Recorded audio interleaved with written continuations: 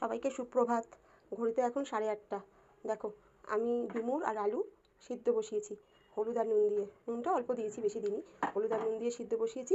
এটাকে সিদ্ধ হয়ে জল ছেঁকে তারপরে রান্না করব। কড়াতে একটু তেল দিয়ে দিয়েছি।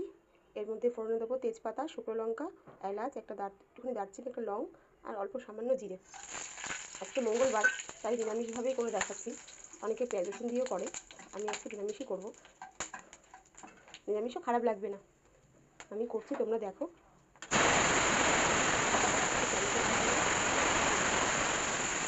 টমেটো দিয়ে না একটু নুন দিয়ে দেবে, এই যে তারপরে টমেটোটা গলেও যাবে। খুব বেশি ঠিকঠাক ছিল কিন্তু আবার ঠিকতে যাবে না।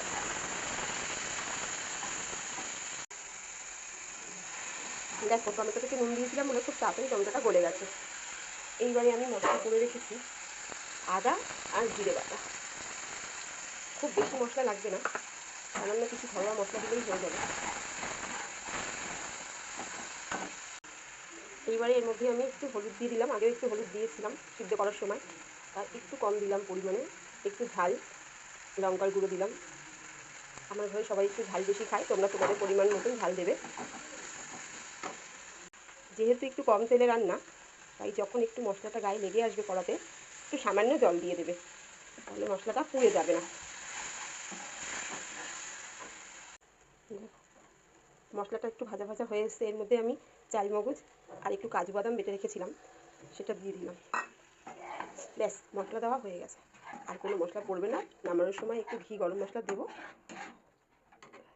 এখন আমি ভালো করে মশলাটা কষিয়ে এই সিদ্ধ করে রাখা ডুমুর আর আলুটা দিয়ে দেবো। দেখো, মশলা থেকে তেল ছেড়ে দিয়েছে। ঠিক এই সময় আমি আলু আর ডুমুরটা সিদ্ধ করে রাখা দিয়ে দেবো। ডুমুরের তরকারি কিন্তু খাওয়া খুব ভালো, কিন্তু একটু বাঁচতেই কষ্ট। আমি কালকে বেছে রেখেছিলাম বলে সকাল সকাল রান্না বসাতে পেরেছি।